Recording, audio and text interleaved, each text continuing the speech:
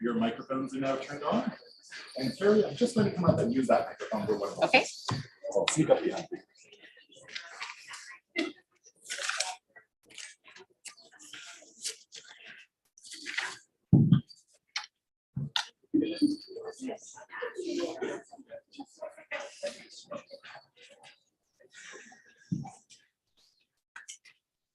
Good evening, everyone. My name is John Taves, and I'm the event coordinator here at McNally Robinson Booksellers. Before we begin, I would like to acknowledge that McNally Robinson is located here in Treaty 1 territory. That's the traditional territory of the Anishinaabe, Cree, Oji-Cree, Dakota, and Dene peoples in the homeland of the Métis Nation. In addition, McNally Robinson Booksellers itself rests on the land once occupied by the Métis community of Roostertown. We are gathered here tonight with huge thanks to J. Gordon Shillingford Publishing to celebrate the launch of 5 Minutes to Curtain, a step-by-step guide for creating and staging original plays by Linda Lori Burgess, to which you may applaud if you feel inclined.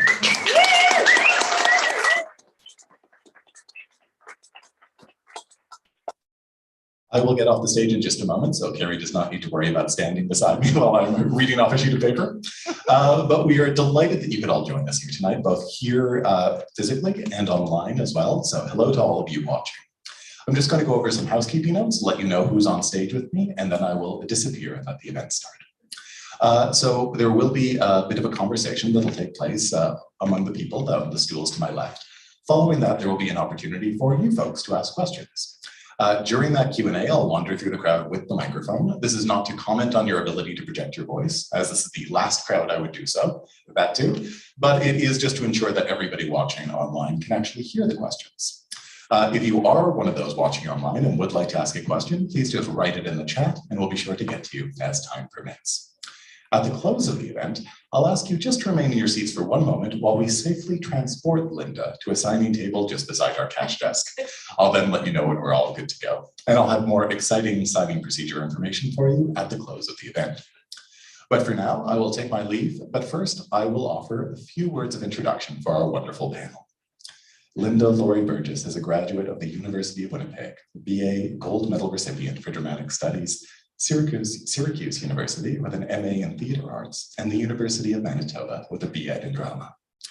She has also worked professionally as an actor in Winnipeg, Syracuse, New York, and in Minneapolis, Minnesota. She continues to perform on stage as a singer in the popular Winnipeg retro band, Rewind. Ashley Roach graduated from Linda's drama theatre program while attending River East Collegiate. She returned as a volunteer assistant, director, and backstage manager for 3 of Linda's original plays, and is now an English language arts teacher at that same school. While attending River East Collegiate, Robert Taylor was enrolled in Linda's drama and theatre program and credits Linda for encouraging him to be competent on and off the stage. He is now an early years teacher in the River East Transcona School Division. Finally, your host for this evening, Carrie Gillis, was a student in Linda's high school drama program at Kildonan East Collegiate. Inspired by Linda, Carrie became a high school drama teacher and went on to serve as the president of the Manitoba Drama Educators Association. She is now a vice principal in Winnipeg. Please join me in welcoming tonight's panel.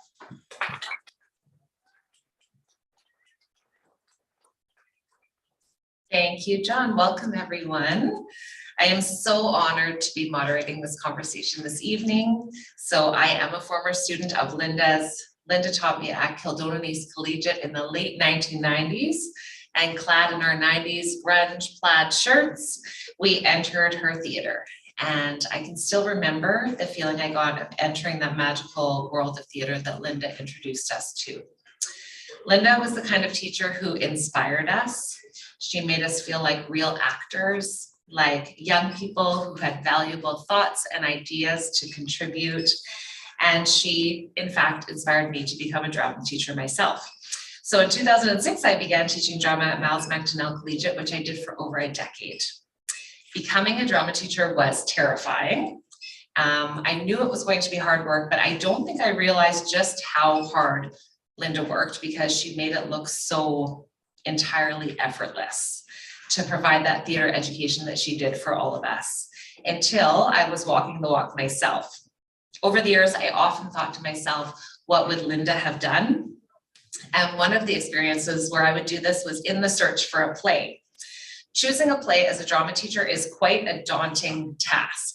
I would often spend my summers poring over plays, hoping and praying that I would find something with enough characters, with content and a theme that would resonate with young people, something that could draw in audiences so that we wouldn't go into the hole, and one that my students and I could feel really, really passionate about.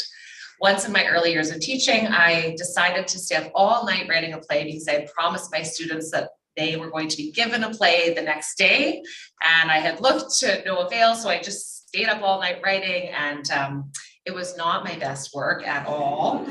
But what I remembered over the years, and in remembering back to Linda's classes and as I learned, is that as a teacher, we have to let go of the reins. We have to let our students guide the process.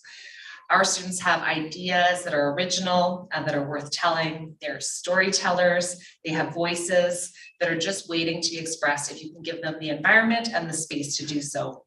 And this is where Linda's wonderful book comes in. Linda has taken that experience and described a wonderful and practical process for teachers to use to create original productions with their students. It is now my honor to turn it over to Linda. Linda, can you start by telling us how this wonderful process was conceived for creating original plays with your students? Thank you so much, Carrie, for that intro.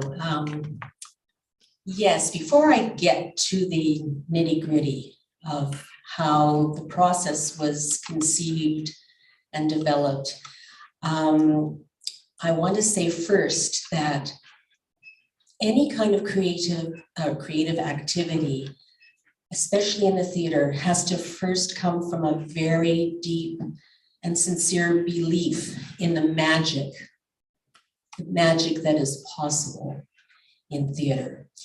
And so I decided to start by reading the first paragraph of my preface for you, because this, I think, kind of expresses my belief and is what allowed me to then springboard into the world of the unknown original play creation. Theater has always been an art form that can educate while it entertains. It can begin as a tiny seed of an idea that is planted within a small group of single-minded crusaders for a cause, and it can blossom and grow to reach the greater community of a town, a province, a country, and even the world. A short study of theater history will only underscore the undeniable fact that dramatic art has been a powerful force for social change over the past millennium.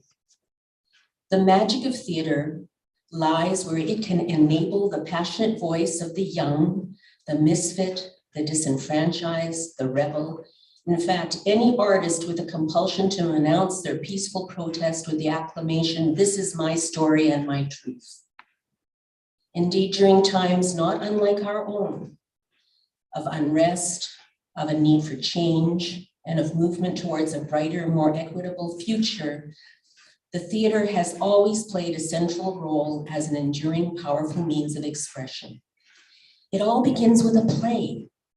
But how does one begin to create that play, to harness that magic?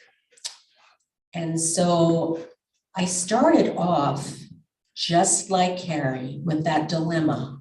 Where am I going to find a play for these students in my, not just one class, but several classes? And like her, just poured through collections, scenes for teens. I knew that my teenage students were a little bit more than what was offered in these collections. And so I just kept looking and started off by stringing together some already published short scenes, one acts, with a common theme or a common thread.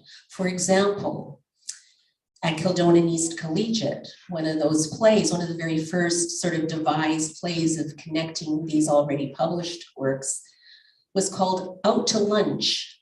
And I added a character of a waitress that would come from table to table throughout all of these various scenes, offering the patrons of the restaurant chocolates.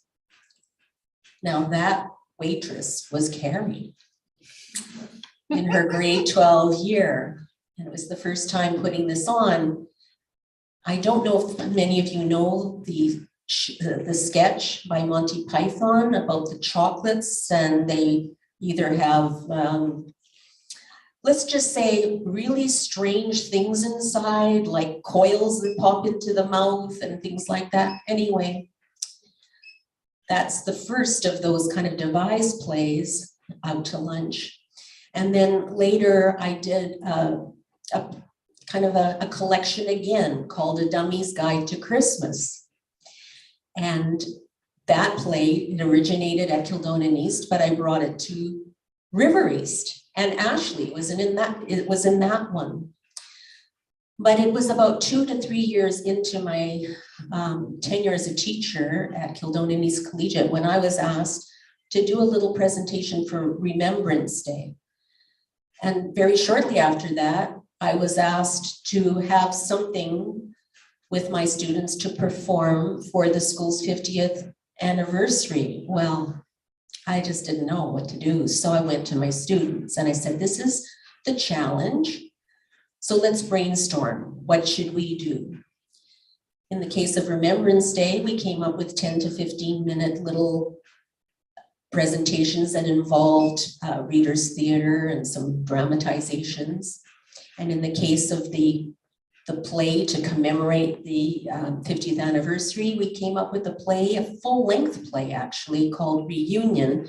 The lead character was the custodian of the school who knew everybody's secrets. And so it kind of started from that. It was a success, excuse me. And it just kind of started from there and developed from that point. Well, I know I can speak for all of your former students, and I know we have several of them in the audience today when we say that we're so happy that this process was born. Our next question is for anyone on the panel. The question is, can the process that Linda has described in her book successfully work with a diverse group of students? Because we know that our classrooms are diverse and that lens of equity and inclusion is so important. Well, I'll jump in on this one. And so my very first teaching assignment was in rural Manitoba. And Linda has a chapter in her book on the challenges that rural schools can sometimes face, but whether that be what the community is comfortable seeing, whether that be budgets or funding restraints. And in the school that I taught at, that was the issue. There wasn't enough funding or money. And it wasn't just in the school, it was in the whole community. And so theater for students in that hugely diverse community was so critical because it wasn't just about performing, which we eventually got to. But what happened was theater enabled those students to have a safe place to go, to be fed. Some of them would sleep. And once those basic needs started to be met, we were able to have that sense of belonging, that sense of theater. And so I think that was clear evidence to me in my beginning as a teacher that theater could work for diverse students and it could bring a whole range of people together and really develop a family, a community that you could put on an amazing show, regardless of the funding that you had or the resources at your disposal. And I definitely agree with that, Robert, there as well. I do feel that the process that is laid out in the book, that Linda's laid out in the book, really does help with looking at a diverse group of students and really deciding, okay, how am I going to make a play come to life? And when I was working with a summer learning program for 2 years, I applied to be the drama teacher, and I was asked to also put on a play from scratch. And I kind of started doing the same thing as you kind of always do when you're in theater, starting to look at plays that are already created. And I was going, well, wait a second, like I've done this process before with Linda when I went and volunteered with her after high school. And I said, why don't I try to bring that to this diverse group of students? So the summer learning program was a group of students that were from all walks of life. We had new students coming that were like brand new to Canada, and this was a transition summer learning program for them, and really kind of helped them. But it also, so I was able to kind of use this process to kind of bring them together and get to know each other. And it was so amazing just to see them go through the process that I sort of went through myself as a high school student, and just seeing them be excited about writing the stories and piecing them together. Now each group kind of had their own story that they wanted to tell. The whole focus was looking at culture and looking at celebrating culture, because we were a diverse group of cultural people in this summer learning program, this community. So definitely felt like it was, yeah, I was just really excited to see and take that process and bring it to them. So yeah. Would you like to add anything, Linda? Yeah, that play Reunion, there was a student in that class who had cerebral palsy, and he was wheelchair bound. On the other end of the spectrum, there was a student who had had 8 years of dance training. There were shy, introverted students. There were rabble-rouser, extroverted students, you name it. And so what we started to do in our brainstorming, we came up with characters that would suit the students in the class. And then from the characters, kind of wove a story around them. And like I said, that's kind of how it began. Is it okay if I just divert for one quick second? Of course. So I don't know how many of you saw the Academy Awards last Sunday, but I was so impressed by the two Daniels, the co-directors of Everything Everywhere All at Once. Haven't seen the movie yet, but Daniel Kwan, one of those two Daniels, had several acceptance speeches throughout the evening.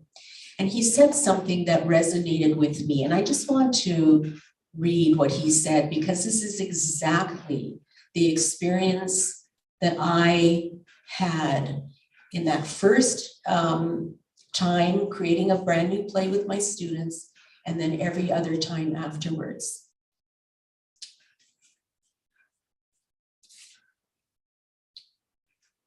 The world is opening up to the fact that genius does not stem from individuals like us on stage, but rather genius emerges from the collective.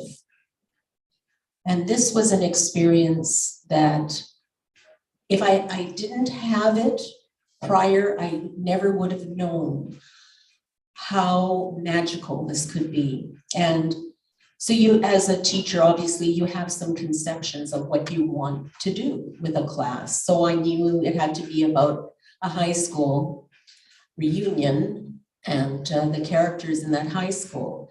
But it was the students themselves that came up with all these various characters and the storyline and the idea that there's a custodian that knows everybody's secrets. And never did I, or could I, have come up with that idea all on my own. It was a collective, sort of the creative imagination of all of us that created that play and all of the original plays that followed. And I think that, I hope that the book that I finally wrote to put that process down in writing will inspire others to take that chance and to experience that magic like I did. As someone who taught drama, I can attest to Linda's approach to student collaborative play development, being just truly inclusive in this beautiful process that ensures that all students have a voice and a way into that really meaningful involvement. It's really beautiful to see that happen in the theater and with a group of students. Our third question is for the whole panel, but we'll start with Robert or Ashley. In your opinion, when you look at the process outlined in the book, how do you think it can provide opportunities for students to not only perform, but to shine? Because we know in the theater that there are so many of those opportunities for students to really come into who they are and to really shine. I'll go first. So when I came into Linda's drama class, it was actually much later than two of my best friends. And I got to see and watch, they were in grade 10, and I got to see them watch going through this play Respect. And just seeing, you know, how excited they were and just getting involved in some of the writing and getting involved in some of the behind the scenes pieces, like even like, you know, designing sets, and then also seeing it come to life on stage and seeing like how you get to be this just different person on stage, which is so fascinating to kind of see, you know, your friends kind of go through that process because you know them kind of like this. So that kind of inspired me to join the grade 11 practicum theater course, and gave me opportunity. I was in Dummies Guide to Christmas. That was the play that I was in. And I had a small role, but I felt still valued, and I felt like I really came out of my box and came out of my shell. I was a very shy, always nervous. I always felt really awkward, but the theater allowed me to be able to come to life and be myself, and be myself, not just on stage, outside of stage as well.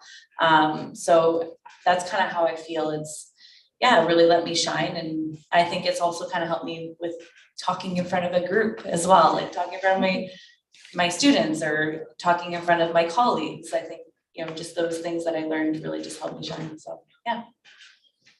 Well, and I would just jump in and say that those characteristics that you used to describe yourself, those are characteristics I used to describe myself too.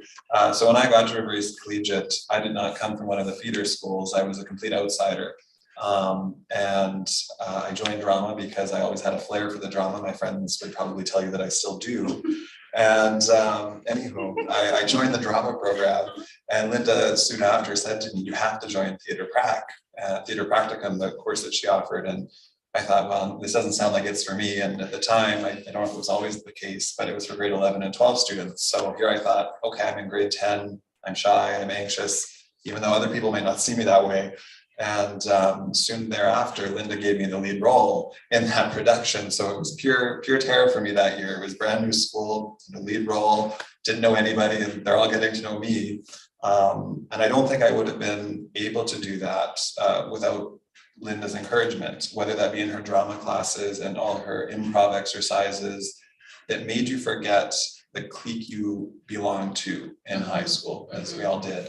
And you kind of left that at the door, and you became vulnerable with each other. And what was so magical about it was whether or not you were on the stage or in the sound booth or doing lighting or being a sound manager or a stage manager, sorry, you were able to shine in whatever way was best for you. And Linda was able to find that and capture that and give you that role. And so I think that's why the program worked. It definitely worked for me.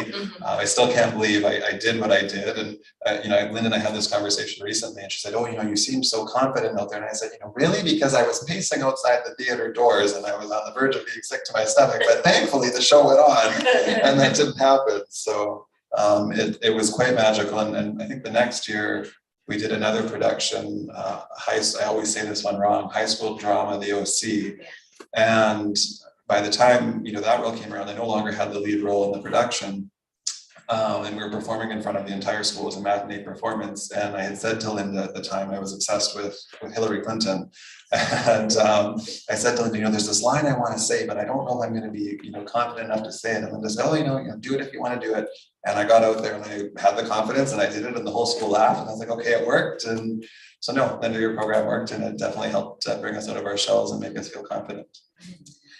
For those people who don't know what this process is about, most of you actually, you're probably wondering, well, how would he be allowed to say something about Hillary Clinton? Like, was that even in the script?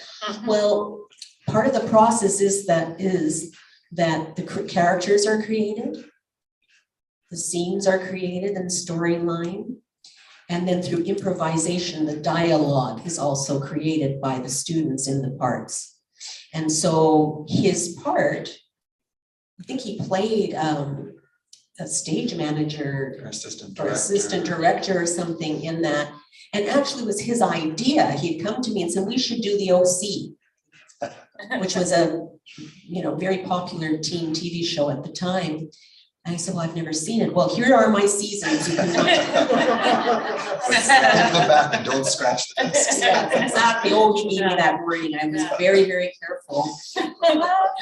But and I looked at it and it's about the OC, Orange County in California, and all these, teenagers. And of course, it's a TV show. How do you take a TV show and put it on the stage? And so instead, we did a play about a drama group, high school drama group, putting on the OC.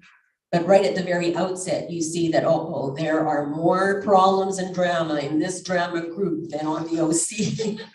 And that's what the play ended up being. And so, and just to go back, the play that he mentioned that he had the lead role in was called Jughead's Midwinter Night's Dream. And that's another way that I used to kind of devise plays for my students. I take Shakespeare plays and modify them. And there are people in this room right now who were in one of the Shakespeare plays that was modified. It was modernized, and dance was brought into it. And it was a Scottish play. I won't say the name yet till we're off stage here. And he was in, of course, a modified version of Midsummer Night's Dream, Jugheads. So yes, the Archie characters were involved in that one. The fairies were played by the Mamas and the Papas rock band. So yeah, but a teacher will do what they can to try and bring to their students, whatever opportunity they can. And so I'm happy to see that. Just want to add one little thing. I think honestly, the Jughead one was my favorite out of all the ones that we worked together on. And I don't know why, but that one always just sticks in my brain for it was magical what we brought to life on that stage, from the costumes to the set design to the actors themselves.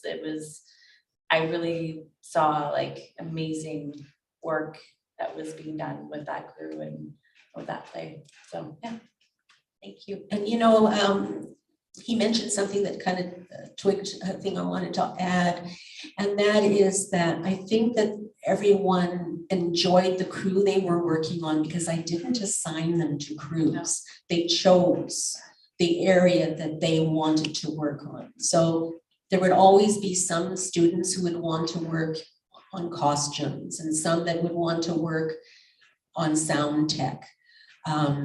The only stipulation I had was that everybody had to work at least on 2 crews, and the senior students in the grade 12 part of the theater practicum course had to be captains of at least one of the crews. And usually it would be on a crew that they were familiar with from the year before. And so Robbie's crew was marketing and publicity.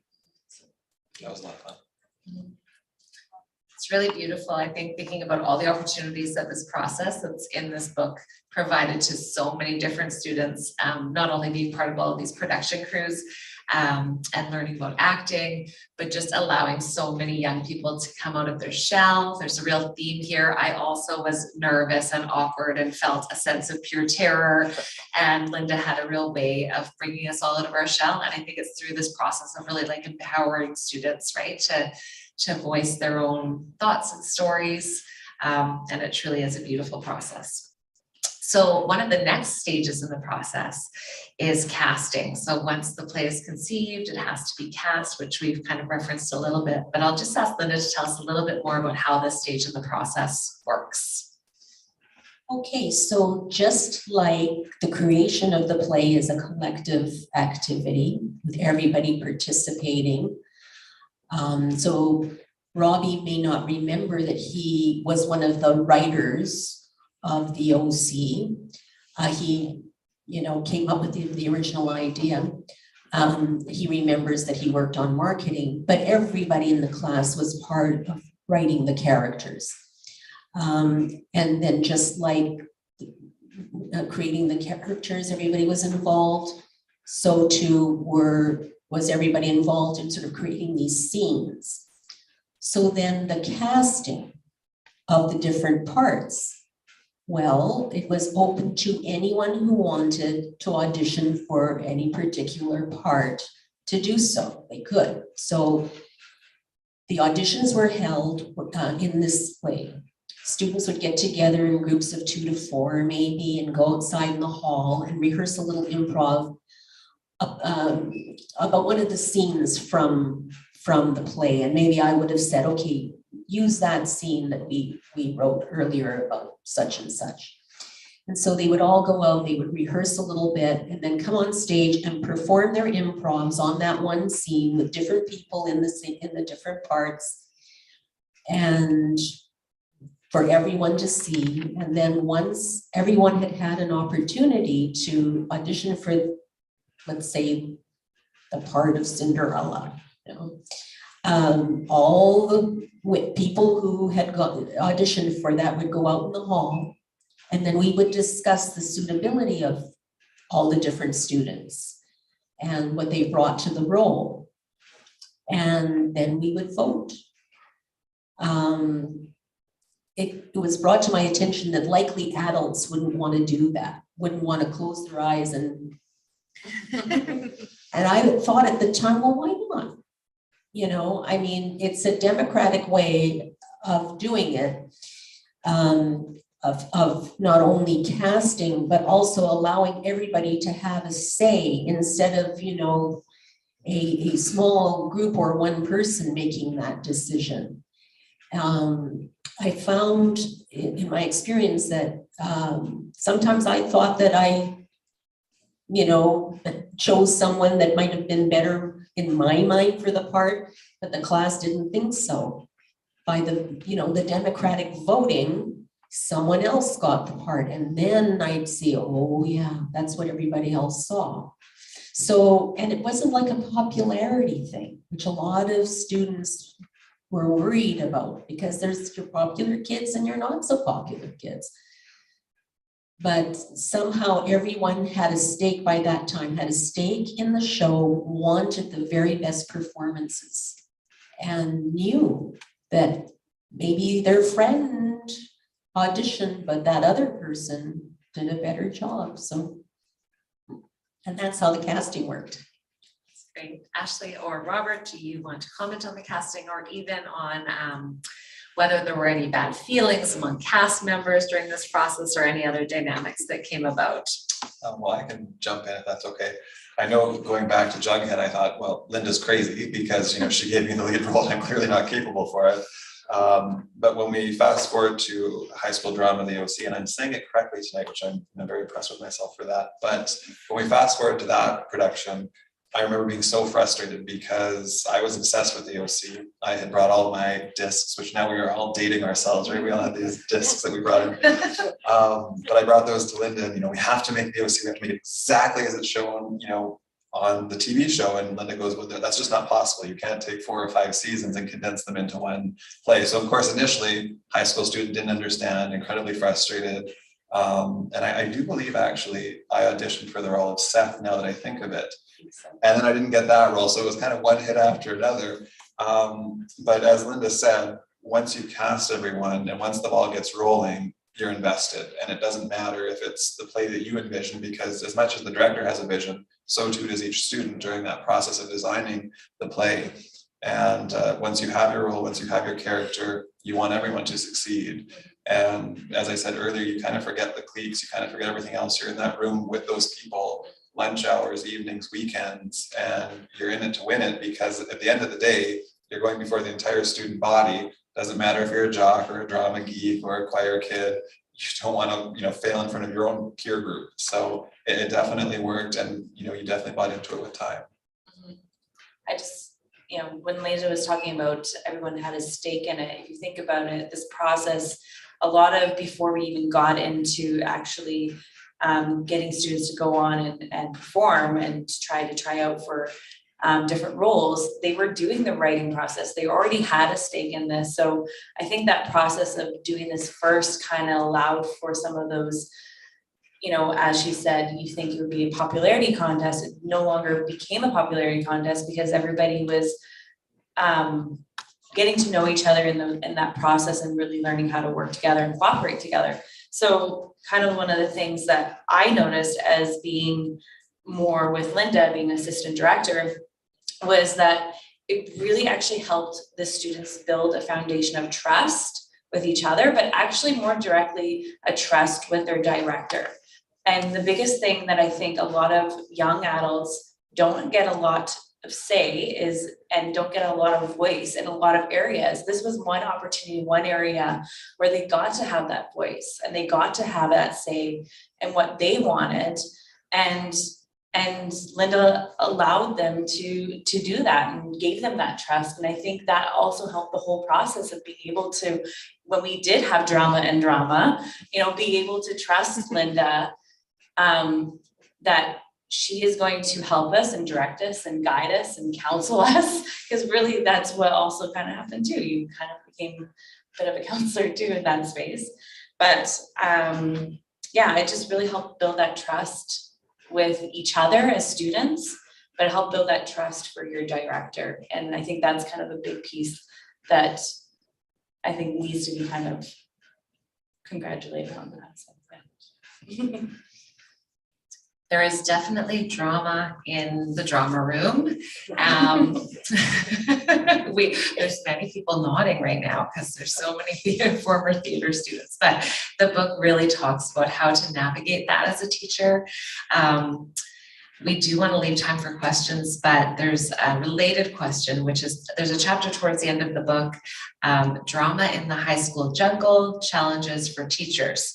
And it shares some very interesting anecdotes about some of the things that can happen during the production of a play. And there are so many things that can happen during the production of a play. So is there anything that any of you would like to share as a challenge or a highlight of this sometimes dramatic process?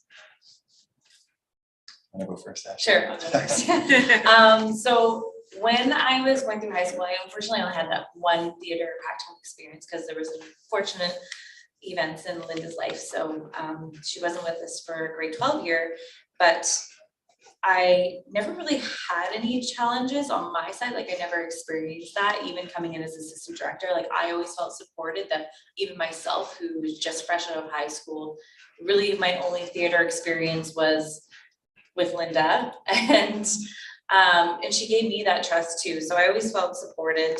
But I also got to have that really neat side of like another experience, because she allowed me to not only assistant direct, but be behind the stage. I never had that experience before. And then also be up at the booth and be trusted to do changing of CDs and lighting. And that was like, it's crazy what we did back then. But yeah, I feel like that I never really had any challenges on my end, and even though when we did experience the challenges as, you know, director and co-director, we always kind of talked it out, we figured it out and helped the kids kind of work through that. So even if there is drama or if there's challenges, I feel like this whole process, once again, going back to that foundation, giving the kids the voice, I think really gives that opportunity for to weed over some of those challenges. So yeah. But you know, in reflecting on this question, it made me think it was chapter 8 and kids with challenges. And obviously this whole discussion right now is on drama, and I was one of those students who brought the drama to Linda, and that would have been Many of us. that would have been high school drama, the OC. And you know, I attribute this to Linda because had it not been for my drama classes in theater, I really would not have developed the confidence I did to eventually come out in high school. And one of the first people I came up to was Linda, because she made the theater feel like such a safe place. And that really set me on a road that actually didn't end until 2 years ago when I fully came out to everyone. But I attribute that to Linda, that it was, you know, I was able to start that. Now, I do want to address the drama. So I went into Linda's office one day and I just, I told Linda, I said, I have feelings for someone in the cast. And, Linda said to me, maybe you should wait until the end of the play before you decide to tell this person. She wasn't upset that I was, coming out to her. She was just, let's exercise some caution here, could cause some ripple effects. And, okay, sure, Linda, I'll do that. Fast forward, I don't even know if it was the same day, and I went back in her office. Linda, I went to this person and I told them. Now, luckily everything was fine, and they didn't freak out at this revelation. But and Linda stayed calm throughout the whole process too, and then the play went off without a hitch. But it really goes to speak to that, when you create such a safe space in the theater, you don't know what's going to happen, and you really have to be prepared for anything. And I think even just as an early years teacher, as a grade 9 teacher, you never know what kids are going to say. And it really is a role that encompasses, drama, subject areas, counseling, and lots of drama. I think that's some things that you do address in the book, which I really, really liked. It was more near the end of the book, just addressing some of those challenges and how to kind of get through those things. So if you're someone who, it kind of confirms things, but it also kind of helps you as well. Can I share? Yes, please. One of the very biggest challenges that could ever befall any director, let alone a teacher. And I'm sharing this today because there are 1, 2, 3 people in this room who know everything about it intimately. So we were putting on the modernized version of the Scottish play. And as everybody who has any knowledge of theater knows, it's a cursed play. And so you have to be very careful. And in my years of being a theater teacher, I became more and more superstitious with good reason. And this was one of them. So early in the casting period, there was a person, I'm not going to name or the gender or anything like that. The 3 people in the room, they know exactly who I'm talking about, told me without any doubt in their mind that they were okay with this role, that they could perform it, and that there would be no repercussions from their family. Okay. So now you got to think about this play is that really it's a dance drama. It was quite an amazing production. There were junior high school students that would come for our matinee and then come back for the evening show. I mean, that tells you, they're coming back for Shakespeare. This is that we've hit the right note here. Anyways, long story short, we had the Wednesday night, opening night performance. No, we had a matinee, then we had the night performance. At that evening performance, this person's parents showed up. On Thursday, we had no production. Strange, I guess we didn't have a show that day, and well, maybe we had a night performance. Then Friday, again, we have a matinee scheduled and we have an evening show. In the morning on that Friday, I get a call from a sibling of this person saying that her parents are not allowing the person to continue in the play. We had 2 shows to do that day. This person had quite a pivotal part. And so the challenge was, now what do we do? Close the show down for 2 shows, like 2 performances, all the tickets that were sold. It was quite the thing.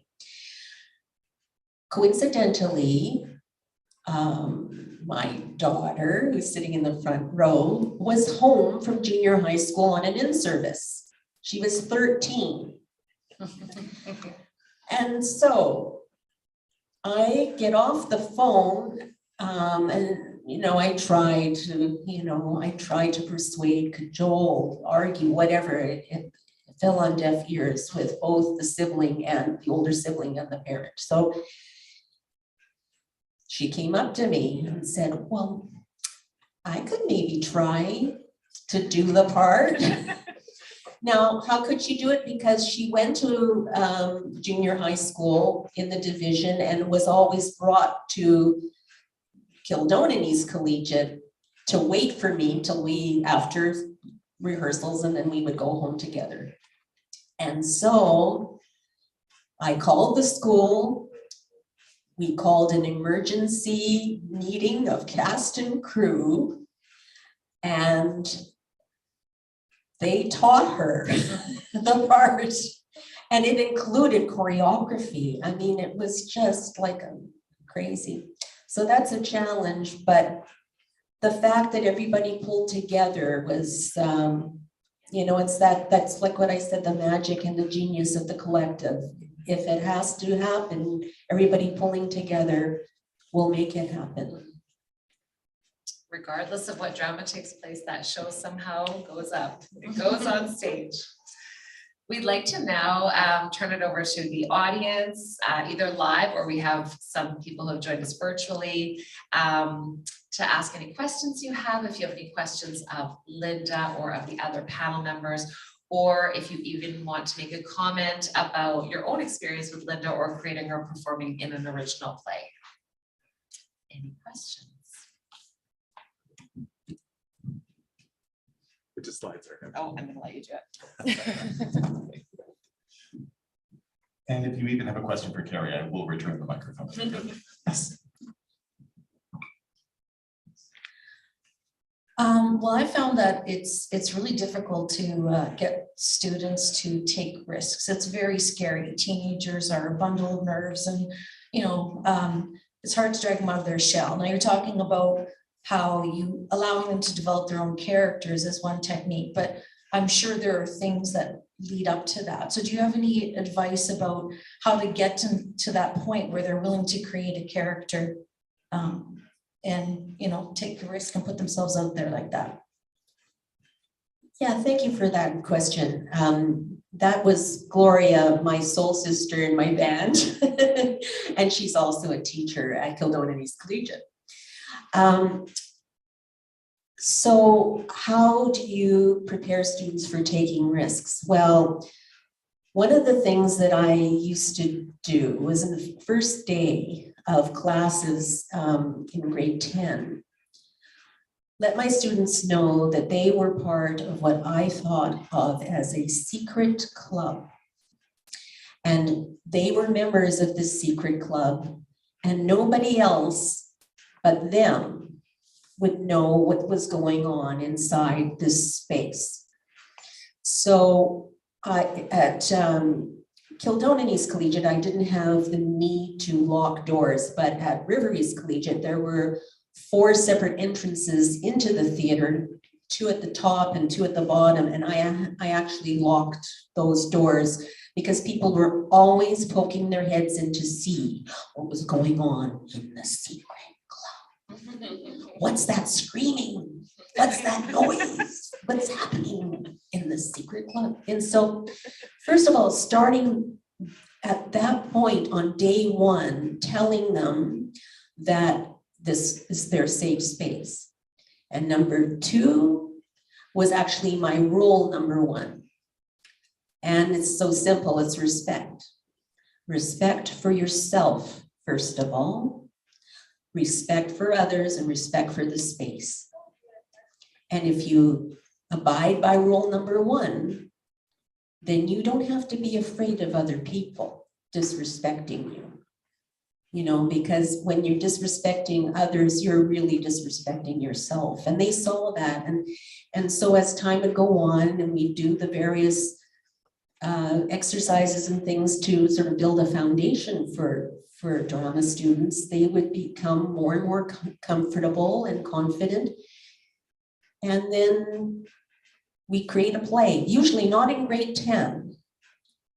Usually it would be like by grade 11, then they would feel confident enough.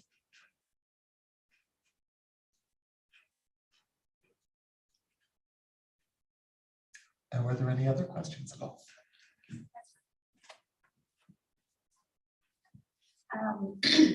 Sorry, question for Linda, but is it Rob? Sorry. Robert. Robert, sorry, you may be able to help answer it too, since you were part of the marketing team. So when you're developing an original play, and I don't know, this is probably in your book too, but what kind of challenges are there with making sure that you, I know you said make sure you get enough people to buy tickets. If it's not a play that they're familiar with, then what do you kind of do to go above and beyond to make sure that you get that audience to come see the play when it's not a show that they're familiar with already? Well, I do extensively talk about this in the book. So family and friends want to see their student on stage. So that's number one. So we made sure, but of course, if you've got a play that's running over maybe 3 performances or 5 performances, then you want to make sure that you are getting as many people to come as possible. And so we would do various kinds of advertising. I had been in advertising or communications prior to becoming a teacher, so I had a little bit, some tools in my tool belt for doing that, but it depended. I mean, for example, we would have a ticket contest. I would have that, or for these like original plays, especially. I would often, if they were shorter plays, combine them with another classroom's work. Like, for example, maybe the grade 11s had an original play, and then maybe the grade 10s had a reader's theater, or the grade 12s had some sort of scene study or monologues. So put it all together. And so then you expand your audience that way. Yeah, just a number of strategies depending on the play, the size of the play, and how many people we had in the cast. That would make a difference. And of course, posters. Now, from what I understand nowadays, some schools don't allow posters. We would, what's the expression? Just do it and ask for forgiveness later, rather than permission. And so we'd just kind of do a blitz of the whole school with these little posters all over the place. But sometimes I'd have a poster contest to involve the other kids in the school, Jump down a little bit. Sure. Yeah, the marketing crew was amazing. That was one of my favorite parts of being in theater. I can't remember now, but there was a local place nearby that sold tickets, or you could go to them and purchase tickets, and they had a great designer. You just had to tell them what you wanted, and we had some budget for that, I guess, from the ticket sales. We created lots of posters, but we also would sell tickets strategically. So we would place a ticket sales booth right by the cafeteria, because at River East Collegiate, you hit everybody that way. And I think because each theater cast was so diverse, you were pulling in, football players, basketball players, thank you, people from the choir and the band. And so you didn't have quite a variety. And then on top of that, making sure that all of your family and friends who maybe even went to other schools would show up. And we never had any issues selling out the theater. The one thing that I thought of with your question, though, is we didn't have Facebook when, now Facebook is kind of obsolete for the younger kids, but that would have been a great way to advertise too, and even creating an online event, and are you interested in attending and whatnot. And I don't know how schools would respond to that, how that would be allowed, but I think that would be a fantastic way for more outreach in the community too. Never mind Facebook, I don't think I had a cell phone yet.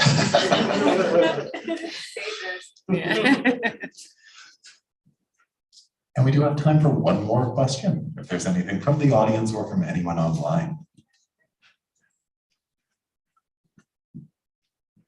Yeah, I just have one question. Being a veteran of the high school drama myself, a different program, I've found that, there's always that one line from a production that just sticks into your head, even well into your later years. What is that line for any of you? I mean, like I said, it wasn't a line, it was the play itself. I actually, I never really had a line. It was just that play that I kind of talked about with Jughead and Summer Night Stream, because it was so different, and it incorporated Archie as well, which was to me really kind of neat and fascinating, like taking something that's Shakespeare and taking Archie, which is more modernized kind of platform comic strip. And so that, it was never really a line, it was more the play that kind of stuck with me. And maybe it was Robert, maybe you stuck out to me All because the you were in the dramatic play. moments, Yeah. Well, I was just gonna say, and Linda, maybe you remember this, when Linda cast me as Jughead, there was a part of the performance in front of the screen, and I was by myself and there was a radio playing, but you wanted me to do something. I think I had to spin around and use a really high-pitched voice, and I had to keep rehearsing it because I'm thinking I'm gonna get slaughtered in front of this new student body that still doesn't know me, and I'm doing this, but that stands out to me. And of course, that line about Hillary Clinton, because the fact that I was able to work myself up to do that. So those were the two key moments for me. I don't know if I have a line, but just so many memories. And as we have been talking about this process, there have been so many funny moments that have come back. And I know for probably many people in this audience, that's happening as well. Is there anything that sticks out for you, Linda, as a favorite line? You know, it's strange, but a line from a play I was in when I was in grade 9 comes to mind. I'm nothing but a poor Pierrot. I haven't got a home, I haven't got a friend, I haven't got a leg to stand on. Where did that come from? Should I? Yes, go ahead. I have something I want to read. This comes from the last chapter of the book. And I thought it would be a fitting way to kind of end things. So you're sitting in the tech booth. The last song on the house music set list is about to begin. You speak into your headset to your assistant stage manager. This is your 5-minute call. Places, please. You cue your sound techie to bring the volume up on the house microphone and you announce to the audience. Ladies and gentlemen, boys and girls, we have 5 minutes to curtain. At this time, we request that you take your seats and turn off your cell phones, as the light and sound from an active phone can be seen by our actors on the stage and can be distracting to both the actors and other audience members. Again, we invite you to take your seats and enjoy the show. 5 minutes to curtain. So I want to end by thanking everybody here for attending and listening to us now, especially to my wonderful former students turned very, very dear friends, Carrie Gillis, Robert Taylor, and Ashley Roach. I want to thank McNally Robinson and John Taves for generously hosting us here today. Also, Ashley Nielsen, marketing rep for J.G. Shillingford Publishing, and the publisher herself is here, Karen Hoffman. So thank you so much for taking a chance on my book. And if you're watching at home, Glenda McFarlane, my editor at the publisher, thank you so much for all of your help assisting me to make this a dream come true. I'd like to thank my family and friends for all their support and for coming. And especially, I have to thank my best friend, my cheerleader and champion, my husband, Larry, who's been there with me every step of the way, even in the car, on the way down here, along with my daughter, Ariel, giving me a pep talk that I shouldn't be too nervous. Thank you so much. And thank you again for coming. Really appreciate it.